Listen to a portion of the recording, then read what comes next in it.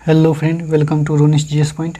दोस्तों, आज हम यहाँ पे 5वां चैप्टर केमिस्ट्री का देखेंगे, जिसमें रासायनिक अभिक्रिया से 65 प्रश्न को हम सॉल्व करेंगे, जो कि BSSC CGL के लिए बहुत ही महत्वपूर्ण होगा और आने वाले जितने भी एग्जाम हैं उनके लिए ये महत्वपूर्ण हो सकता है दोस्तों। और ये जो NCERT बेस्ड क्वेश्चन है, जिसमें 9th-10th का हम साइंस को सॉल्व कर रहे हैं, वो NCERT बेस्ड। तो चलिए हम देखते हैं आज का पहला प्रश्न, जो कि CGL के लिए होगा। आज का पहला प्रश्न है दोस्तों, जब मैग्नीशियम और ईवन के वायु में जलाया जाता है तब यह श्वेत लौह के साथ दहन होता है और श्वेत चूर्ण में बदल जाता है। यह चूर्ण किसका होता है?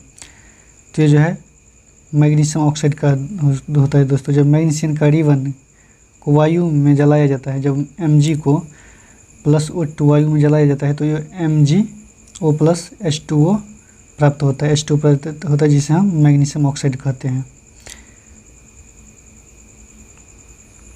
जब रासायनिक अभिक्रिया होती है तब निम्नलिखित में से क्या होता है? तो जब रासायनिक अभिक्रिया होती है तब अवस्था में परिवर्तन होता है, रंग में परिवर्तन है और ताप में परिवर्तन होता है। ये सभी होता है दोस्तों जब रासायनिक अभिक्रिया होती है तब। रासायनिक अभिक्रिया में भाग लेने वाले पदार्थ को क्या कहते हैं? तो रासायनिक अभिक्रिया में भाग लेने वाले पदार्थ को हम अभिकारक कहते हैं। रासायनिक अभिक्रिया में भाग लेने वाले पदार्थ को दोस्तों हम अभिकारक कहते हैं। जैसे Mg + O2, और ये जो Mg और O2+ मिलने के बाद ये MgO बनता है। तो MgO, तो ये Mg + O2, तो ये दोनों जो है अभिकारक है दोस्तों। और ये MgO जो है ये उत्पाद है। तो इस तरह जो है इसका आंसर भाग लेने वाले पदार्थ क्या है? तो ये अभिकारक है। अगला प्रश्न है, रासायनिक अभिक्रिया में नया पदार्थ जो बनता है उसे क्या कहते हैं? तो नया पदार्थ जो बनता है उसे हम उत्पाद कहते हैं। जैसे Mg + O2, और तो ये बनता है MgO। तो MgO जो बना, ये उत्पाद है, और ये Mg जो है अभिकारक। तो इसी तरह ये उत्पाद हो जाएगा। 5 नंबर क्वेश्चन देखेंगे, किसी रासायनिक अभिक्रिया के दौरान निम्नलिखित में से क्या लागू होता है? तो किसी रासायनिक अभिक्रिया के दौरान जो है ये द्रव्यमान संरक्षण का नियम जो है ये लागू होता है। अगला प्रश्न, तो दोस्तों अगला प्रश्न देखेंगे, क्वेश्चन नंबर 6। किसी रासायनिक अभिक्रिया के उत्पाद तत्वों का कुल द्रव्यमान अभिकारक तत्वों के कुल द्रव्यमान के बराबर होता है।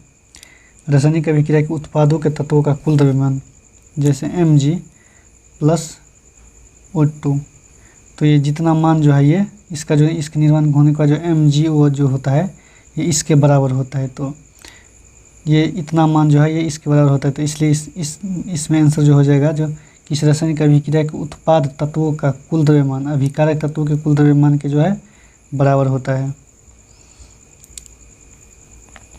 रासायनिक अभिक्रिया के पहले एवं उसके बाद प्रत्येक तत्व परमाणु की संख्या होती है के बराबर। रासायनिक अभिक्रिया के पहले और उसके बाद प्रत्येक तत्व के परमाणु की संख्या जो है बराबर होती है।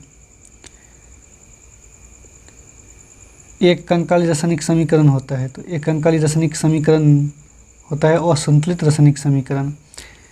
जैसे यहाँ पे Mg + O2, MgO2, तो ये MgO, तो यहाँ पे ये संतुलित नहीं हुआ, क्योंकि यहाँ पे जो है दोस्तों ये Mg और Mg तो संतुलित है, लेकिन O2 यहाँ पे संतुलित नहीं था, क्योंकि यहाँ पे ऑक्सीजन जो है ये 2 है यहाँ पे, लेकिन यहाँ पे ऑक्सीजन 1 है, इसलिए असंतुलित नहीं है।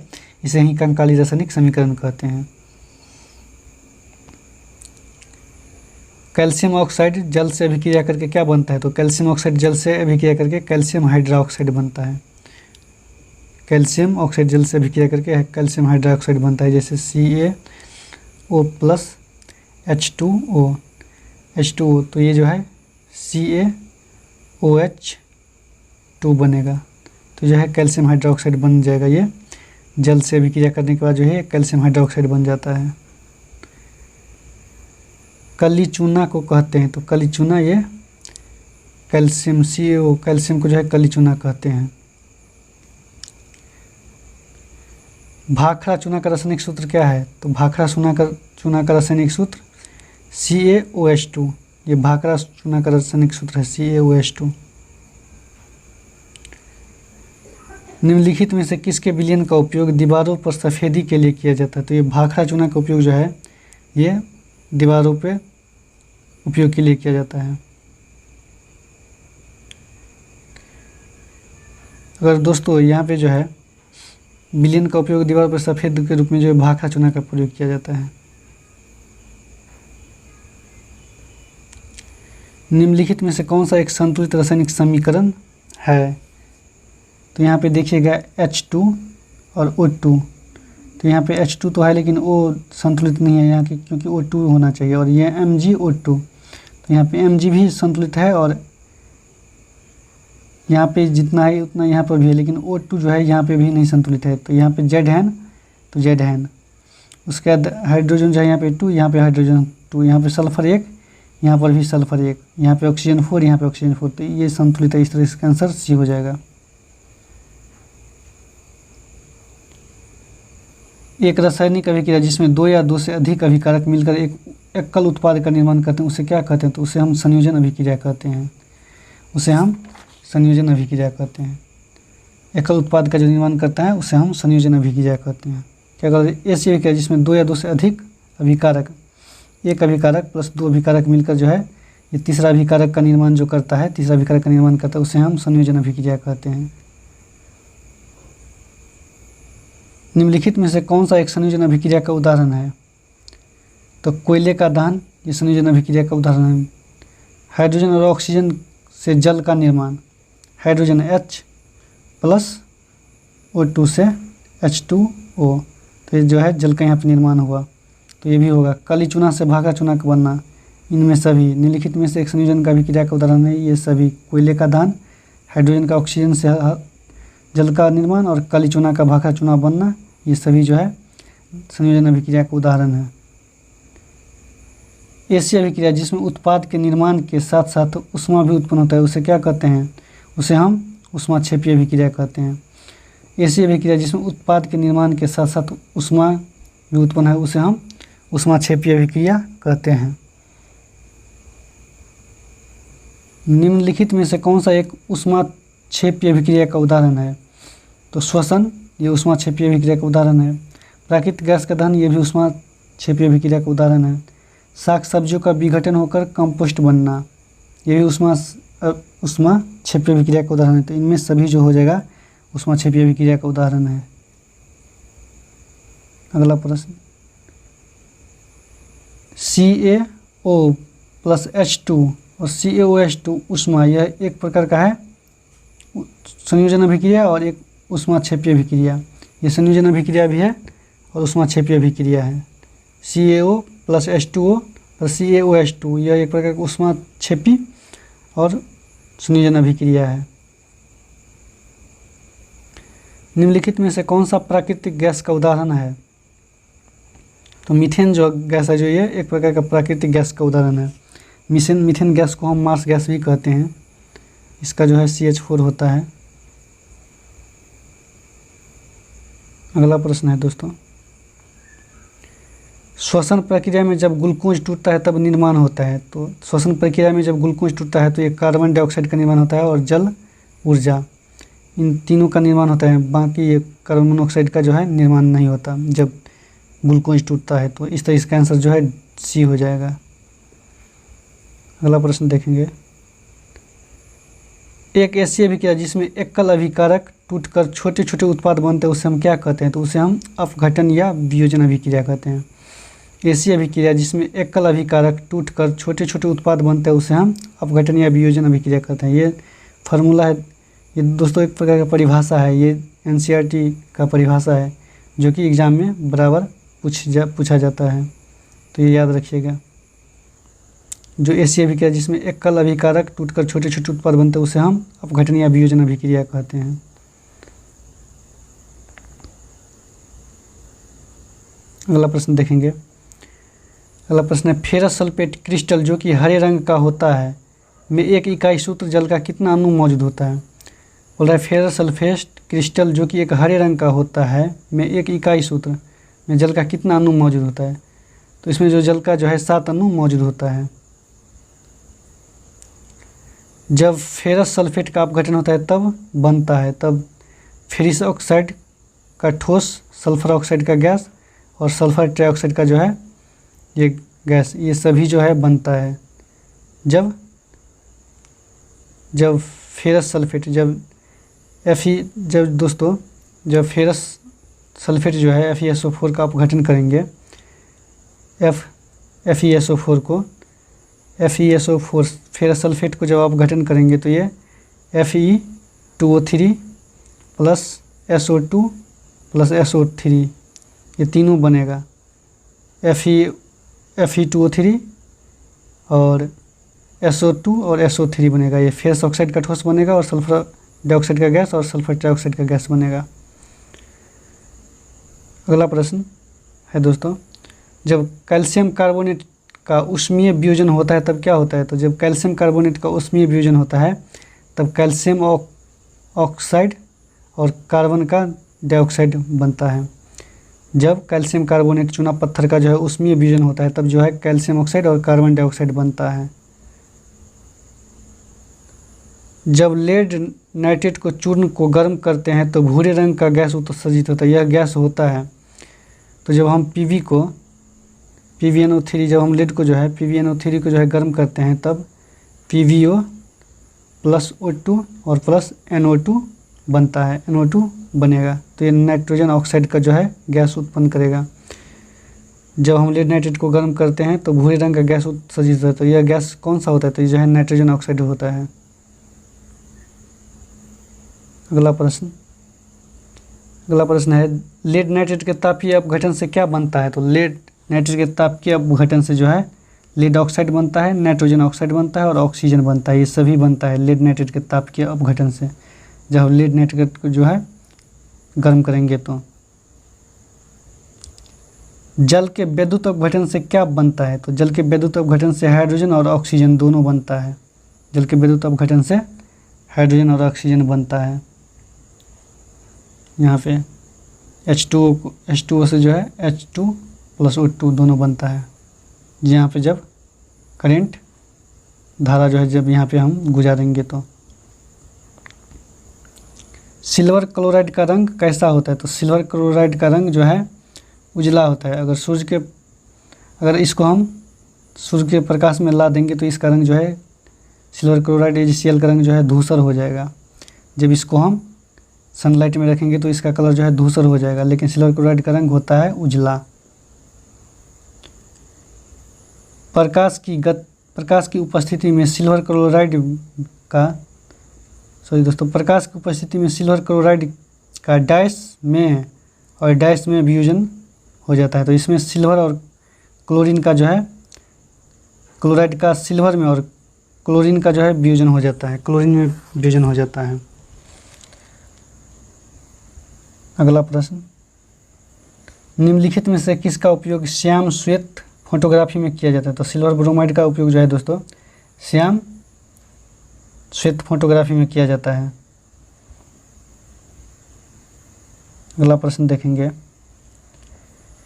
जिन अभिक्रिया में ऊष्मा अवशोषित होता है उसे हम कहते हैं ऊष्मा शोषी अभिक्रिया। जिन अभिक्रिया में जो है ऊष्मा जो है अवशोषित होता है उसे हम ऊष्मा क्षेपी अभिक्रिया कहते हैं। एनर्जी को हम यहाँ पे एनर्जी को जो है लाइट, टेम्परेचर और करंट देकर जो है हम ऊष्मा को शोषण कर सकते हैं। अगला प्रश्न है दोस्तों, किस पदार्थ के विलयन का उपयोग सफ़ेदी करने के लिए किया जाता है? किसी पदार्थ के विलयन का उपयोग किसी एक्स पदार्थ के विलयन का उपयोग को सफ़ेदी करने के लिए क्या किया जाता है? तो इसमें जो है पदार्थ एक्स जल से अभिक्रिया कैल्शियम कार्बोनेट बनता है। पदार्थ एक्स जल से अभिक्रिया करके जो है कैल्शियम कार्बोनेट बनता है जब किसी पदार्थ को विलयन का उपयोग सफ़ेदी करने के लिए किया जाता है तब। अगला प्रश्न देखेंगे, कॉपर सल्फेट के विलयन का रंग कैसा होता है? तो कॉपर सल्फेट के विलयन का जो रंग होता है दोस्तों ये नीला हो जाता है। कॉपर सल्फेट के विलयन का रंग जो है नीला होता है। जब किसी लोहे के कील को कॉपर सल्फेट के विलयन में डाला जाता है तब थोड़ी देर के बाद लोहे का कील का रंग भूरा हो जाता है और कॉपर सल्फेट का विलयन नीला रंग का मलिन हो जाता है। यह कौन सी अभिक्रिया है? तो ये एक प्रकार का विस्थापन अभिक्रिया है। जब हम कॉपर सल्फेट के विलयन को डालते हैं कॉपर सल्फेट में, जब किसी लोहे के विलयन को कॉपर सल्फेट में डालते हैं तब थोड़ी देर के बाद लोहे का कील जो है, कील का रंग जो है भूरा हो जाता है और कॉपर सल्फेट का विलयन जो है नीला रंगीन मलिन हो जाता है। इसे हम विस्थापन की अभिक्रिया कहते हैं। एक जगह से दूसरी जगह विस्थापित हो गया। अगला प्रश्न, निम्नलिखित में से कौन सी धातु कॉपर सल्फेट के विलयन से कॉपर को विस्थापित करता है? तो ये जो है जिंक जो है कॉपर सल्फेट के विलयन से कॉपर को विस्थापित कर देता है। कॉपर सल्फेट के विलयन से जो है कॉपर को हटा देता है जिंक। जिन अभिक्रिया में अवक्षेप का निर्माण होता है उस अवक्षेप अभिक्रिया को क्या कहते हैं? तो जिन अभिक्रिया में अवशेष का निर्माण होता है, अवक्षेप का निर्माण होता है, उससे अवक्षेपण अभिक्रिया कहा जाता है। यह अवक्षेप है जल में अविलेय। अवक्षेप अभिक्रिया जो है ये जल में अविलेय होता है। जिन अभिक्रिया में अवक्षेप का निर्माण होता है उसे हम अवक्षेप अभिक्रिया कहते हैं, लेकिन अवक्षेप जो है ये जल में घुलनशील नहीं होता है। वह अभिक्रिया जिसमें अभिकारकों के बीच आयनों का आदान प्रदान होता है उसे हम द्विविस्थापन अभिक्रिया कहते हैं। वह अभिक्रिया जिसमें अभिकारकों के बीच आयनों का आदान प्रदान होता है उसे हम द्विविस्थापन अभिक्रिया कहते हैं।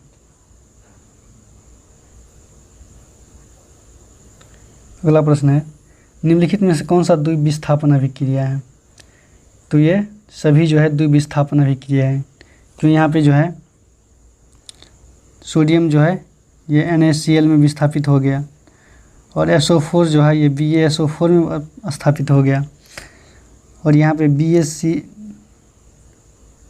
यहाँ का BaCl2 जो है दोस्तों, सोडियम जो है यहाँ पे सोडियम Cl के क्लोरीन के साथ विस्थापित हो गया। उसके बाद BaCl2 जो है यहाँ पे BaSO4 में विस्थापित हो गया और ये AgNO3 जो है ये अभिक्रिया करके जो है यहाँ पे AgNO3 जो है Ag में हो गया। उसके बाद Br जो है Br, Na और NO3 ये तीनों जो है ये सभी जो है द्विविस्थापित हो गया है। इस तरह इसका आंसर जो है डी होगा। अगला प्रश्न 39 नंबर क्वेश्चन देखेंगे दोस्तों।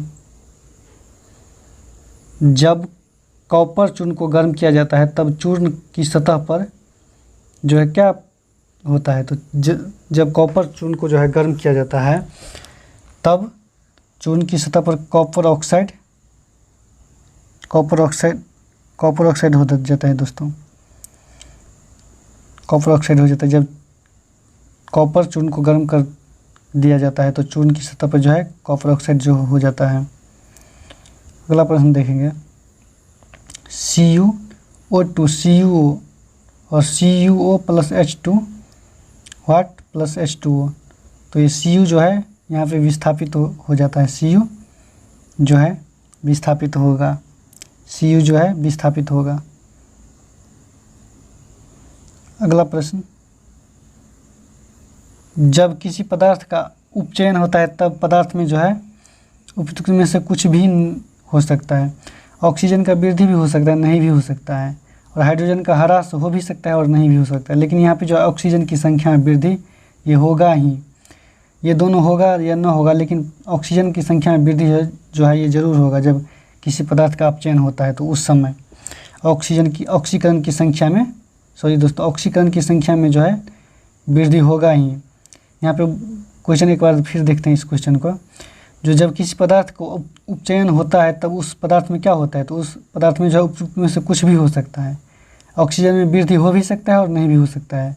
हाइड्रोजन में ह्रास हो भी सकता है और नहीं भी हो सकता है। लेकिन ऑक्सीकरण की संख्या में जो है वृद्धि होगा ही होगा। कुछ भी हो ना हो, लेकिन ऑक्सीकरण की संख्या में वृद्धि होगा जब पदार्थ का उपचयन होगा तब। जब किसी पदार्थ का उपचयन होता है तब उस पदार्थ के उपयुक्त में से कुछ भी हो सकता है। ये क्वेश्चन दोबारा रिपीटेशन हो गया दोस्तों। जब पदार्थ का अपचयन हो यहाँ पे अपचयन है। जब पदार्थ का अपचयन होता है तब उस पदार्थ में क्या होता है? तो उपयुक्त में से कुछ भी हो सकता है। उपयुक्त में से कुछ भी हो सकता है। इसमें भी जो है उपयुक्त में से कुछ भी हो सकता है। ऑक्सीजन में ह्रास, हाइड्रोजन की वृद्धि और ऑक्सीकरण की संख्या में कमी, कुछ भी हो सकता है, जरूरी नहीं है। अगला प्रश्न, जब किसी अभिक्रिया में एक अभिकारक उपचयित और दूसरा अभिकारक अपचयित होता है तो उसे क्या कहते हैं? तो उसे हम उपचयन और अपचयन अभिक्रिया कहते हैं। उसे हम उपचयन और अपचयन अभिक्रिया कहते हैं। जबकि इस अभिक्रिया में अभिकारक उपचयित और दूसरा अभिकारक अपचयित होता है, उसे हम उपचयन अपचयन अभिक्रिया कहते हैं। अगला प्रश्न, निम्न में से कौन सा एक रेडॉक्स अभिक्रिया को दर्शाता है?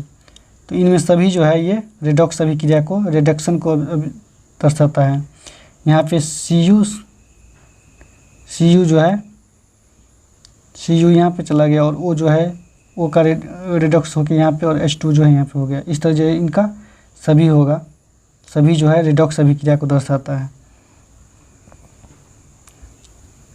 अगला प्रश्न, जब कोई धातु अपने आसपास अम्ल, आर्द्रता आदि के संपर्क में आती है तब यह संक्षारित होता है। इस प्रक्रिया को क्या कहते हैं? तो इसे हम संक्षारण अभिक्रिया कहते हैं।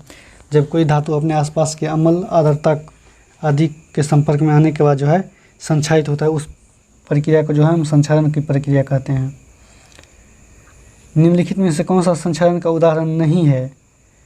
तो चांदी के ऊपर काली परत चढ़ना, तांबे के ऊपर हरी परत चढ़ना और लोहे के ऊपर भूरे रंग का परत चढ़ना। इनमें से कोई नहीं जो है संक्षारण अभिक्रिया का उदाहरण कोई भी नहीं है।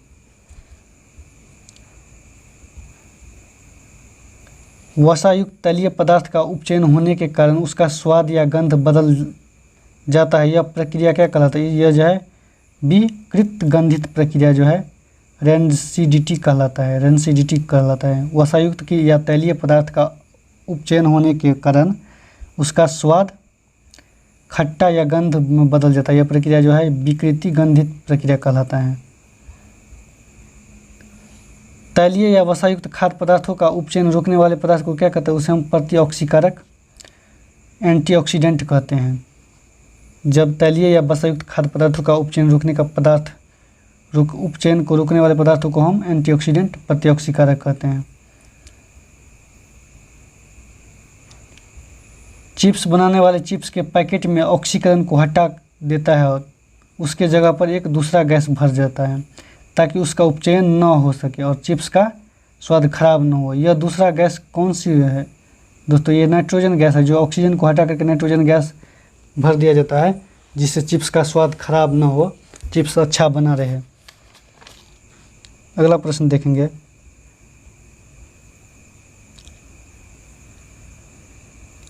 नीचे दी गई अभिक्रिया के संबंध में कौन सा असत्य है? तो सीसा अपचयित हो रहा है, ये असत्य है। उसके बाद कार्बन डाइऑक्साइड उपचयित हो रहा है, ये भी जो है असत्य है। लेकिन कार्बन उपचयित हो रहा है, ये सही है, और लेड ऑक्साइड अपचयित हो रहा है, ये भी सही है। और ये दोनों ऊपर वाला जो है गलत है दोस्तों, ऊपर वाला गलत है। अगला प्रश्न देखेंगे, Fe2O3 और 2Fe2O3 2Al Al2 + 2Fe ऊपर दी गई अभिक्रिया में किस प्रकार की अभिक्रिया? ये जो है एक प्रकार का विस्थापन अभिक्रिया है। यहाँ से ये दोस्तों ये विस्थापन हो गया है, इस तरह ये जो है एक प्रकार का विस्थापन अभिक्रिया है। अगला प्रश्न, लौह चूर्ण पर तनु हाइड्रोक्लोरिक अम्ल डालने से क्या होता है? तो लौह चूर्ण पर तनु हाइड्रोक्लोरिक अम्ल डालने से हाइड्रोजन गैस और आयन क्लोराइड बनता है। हाइड्रोजन गैस और आयन क्लोराइड बनता है। जब लौह चूर्ण को तनु हाइड्रोक्लोरिक अम्ल डाल दिया जाता है तो उस पर जो है हाइड्रोजन गैस को आयन क्लोराइड बन जाता है। सोना या प्लेटिनम आर्द्र वायु में संक्षारित नहीं होती क्योंकि यह कम से कम क्रियाशील तत्व है। सोना जो है, सोना और प्लेटिनम जो है आर्द्र में संक्षारित नहीं होता क्योंकि यह कम क्रियाशील तत्व है, कम क्रियाशील तत्व है, इसलिए ये जो है वायु में संक्षारित नहीं होता। लेकिन चांदी सब संक्षारित हो जाता है। निम्नलिखित में से कौन सा एक ऊष्माशोषी अभिक्रिया का उदाहरण है? तो फेरस सल्फेट का अपघटन जो है एक प्रकार का ऊष्माशोषी अभिक्रिया का उदाहरण है। निम्नलिखित में से कौन सा बोल रहा है ऊष्माशोषी अभिक्रिया का उदाहरण है? तो फेरस सल्फेट एक प्रकार का ऊष्माशोषी अभिक्रिया का उदाहरण है। अगला प्रश्न, विज्ञान की वह शाखा जिसके अंतर्गत उन रासायनिक अभिक्रिया का अध्ययन किया जाता है जो प्रकाश ऊर्जा के अवशोषण के फलस्वरूप घटित होता है, उसे क्या कहते हैं? तो उसे हम प्रकाश रसायन अभिक्रिया कहते हैं। विज्ञान की वह शाखा जब रासायनिक अभिक्रिया, जिसमें रासायनिक अभिक्रिया का अध्ययन किया जाता है और प्रकाश ऊर्जा को अवशोषण के फलस्वरूप घटित होता है, उसे हम प्रकाश रसायन अभिक्रिया कहते हैं। निम्नलिखित में से कौन सा प्रकाश रासायनिक अभिक्रिया का उदाहरण नहीं है? तो इनमें से कोई जो है प्रकाश रासायनिक अभिक्रिया का उदाहरण नहीं है। क्लोरीन का विघटन नहीं होता है प्रकाश रासायनिक अभिक्रिया में। प्रकाश संश्लेषण प्रकाश रासायनिक अभिक्रिया में नहीं होता है। और उसका हाइड्रोजन और क्लोरीन कार्बन का संयोग ये भी नहीं होता है प्रकाश रासायनिक अभिक्रिया में। निम्नलिखित में से कौन सा एक संक्षारण के लिए अनिवार्य है? तो वायु और नमी की उपस्थिति जो है एक प्रकार के जो है संक्षारण के लिए अनिवार्य है, वायु और नमी की उपस्थिति। अगला प्रश्न देखेंगे दोस्तों, 59 नंबर है दोस्तों, लोहे में जंग लगना कौन सी उदाहरण है? तो लोहे में जंग लगना एक प्रकार का जो है अवकरण और ऑक्सीकरण दोनों अभिक्रिया है। लोहे में जंग लगना अवकरण और ऑक्सीकरण दोनों अभिक्रिया है। लोहे में जंग लगना, जब लोहे पर जंग लगता है तब इसके ऊपर फेरिक ऑक्साइड रंग की परत चढ़ाई जाती है। जब लोहे में जंग लगता है तो उस पर फेरिक ऑक्साइड का जो है परत चढ़ाया जाता है दोस्तों, जिससे जंग न लगे। नाइट्रोजन और हाइड्रोजन के संयोग से अमोनिया का बनना किसका उदाहरण है? तो ये जो है ऊष्माक्षेपी का अभिक्रिया का उदाहरण है। नाइट्रोजन और हाइड्रोजन के संयोग से अमोनिया का बनना ये जो है ऊष्माक्षेपी अभिक्रिया का उदाहरण है। 61 नंबर क्वेश्चन, 61 नंबर ऑक्साइड से बनना। नाइट्रोजन और हाइड्रोजन के संयोग से अमोनिया का बनना जो है ये ऊष्माक्षेपी का अभिक्रिया का उदाहरण है। और नाइट्रोजन और ऑक्सीजन से नाइट्रिक ऑक्साइड का बनना ये जो है ऊष्माशोषी अभिक्रिया का उदाहरण है। नाइट्रोजन और ऑक्सीजन से नाइट्रिक ऑक्साइड बनना ऊष्माशोषी अभिक्रिया का उदाहरण है।